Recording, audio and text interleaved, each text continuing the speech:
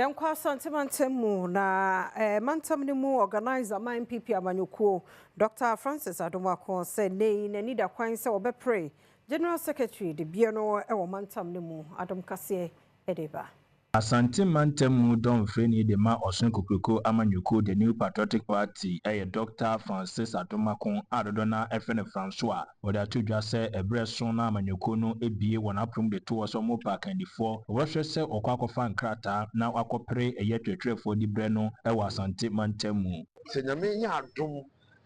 na ekwan mu bie na mpanifo de ho modality beto a makwakofa krata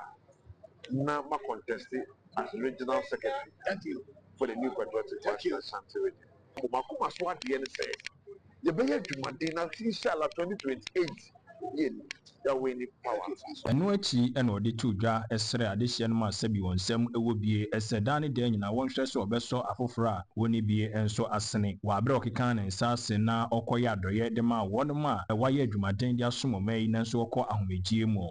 Mani je se nakopon die ode adom me no mesoso me de ebi ema afofo mini Bible say insra wo omam etina me mfakunya so say ma nkoye se me twen amanyi na wiase ade japaye nyina sana kakra na nyakopon de ama wo yim pabwa afofo na mini yesi nyakopon beto ba ayede egusu